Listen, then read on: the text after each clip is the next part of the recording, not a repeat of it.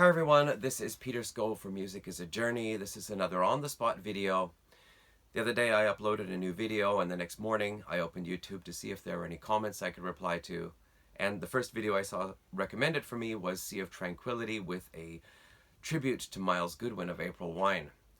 And I knew that couldn't be good news. And the moment I opened the video and started watching, I learned that Myles passed away on December 3rd.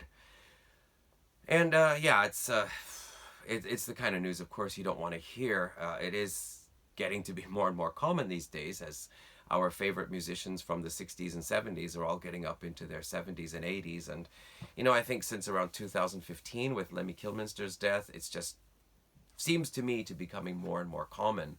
Of course, before that, I remember Chris Squire and Jack Bruce, Ronnie James Dio, John Lord, all of their death announcements impacted me one way or another, but yeah, it's still, no matter like how used to hearing it, their Wikipedia entry gets changed from an is to a was, it's still something you don't like to hear. Now, I recently did 2 videos on April Wine, one on the history of the band over the course of their first 10 albums, and one was a ranking of all their albums, so there's not a lot more for me to say in that way, but just as a kind of review of Myles's career with April Wine is one of Canada's biggest bands. I mean, they're up there with the likes of Rush and the Guess Who and Bachman Turner Overdrive. I guess you could add Triumph in if you wanted to make it into a big 5. They've sold over 10 million albums worldwide. Their biggest selling album, The Nature of the Beast, went platinum in the United States, of course, platinum in Canada. Their album, Stand Back, their 4th album, was the first album by a Canadian rock band to go platinum in Canada. The follow-up album went platinum based on pre-sales, which is pretty cool. Their biggest songs, of course, Could Have Been a Lady from 1972, a cover song. It went to number 32 in the United States on the Billboard. Their highest charting song, Just Between You and Me, went to number 21 on Billboard. Of course, they've had many hits on the Canadian charts. Some other songs you might know. Roller is one of their biggest songs. Certainly that's also known in the United States. Sign of the Gypsy Queen, also a cover song, but a fantastic song that one is. And one Canadian favorite is Tonight is a Wonderful Time to Fall in Love. So they have quite a list of hits in Canada and became an international success. But as with most Canadian bands, it took a long time. It took many years before they started getting recognized abroad. And one of the things I've noticed listening to a lot of the YouTube channels from the States with people making comments about their love for April Wine, they feel that, as one guy said it, the US has been underserved with April Wine material. He said, I don't know if they ever did a box set. Yes, they did. What channel was that now? I got a whole series of notes here. Was it trending now? No.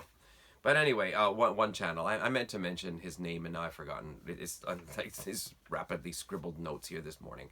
But anyway, he said the United States has been underserved with April Wine. And if they had a box set, he'd never heard about it. Usually during the 40th anniversary of a band, they'll release some box set with previously unreleased tracks and rarities and so forth, but that actually hasn't happened. There was a box set, but there was nothing special about it. So I think it's not only that the US has been underserved with April Wine, but there just hasn't been a lot of April Wine products coming out, aside from a few compilations, their regular studio albums, some of which are actually very difficult to get now, and a couple of live albums, 3 or 4 live albums maybe.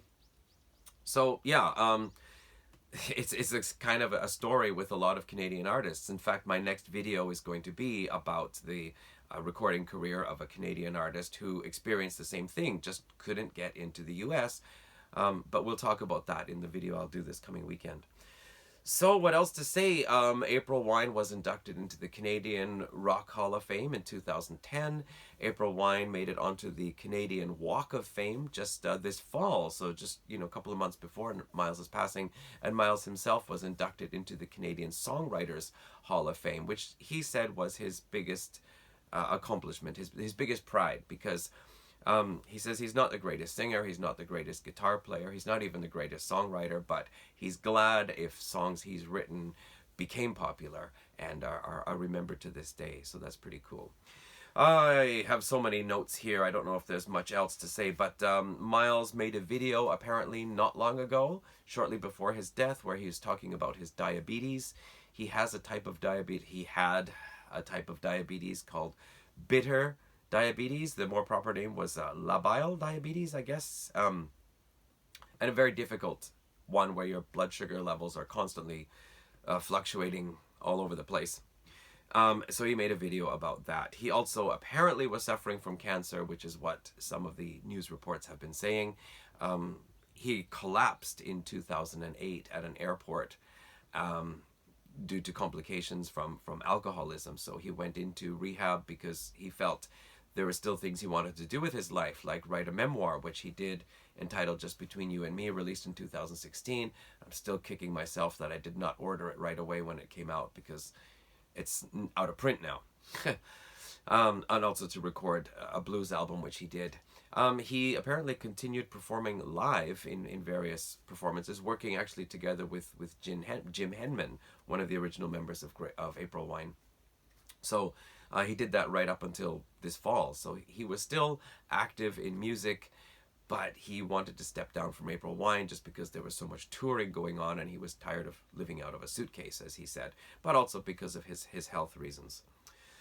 I don't know. I guess just glancing over my notes here, I think that's pretty much all there is to say. Rob Reiner, drummer for Anvil, made a statement. Ray McGuire of Trooper made a statement. Triumph released a statement, and Burton Cummings released a statement. So various Canadian musicians releasing statements paying tribute to Myles Goodwyn.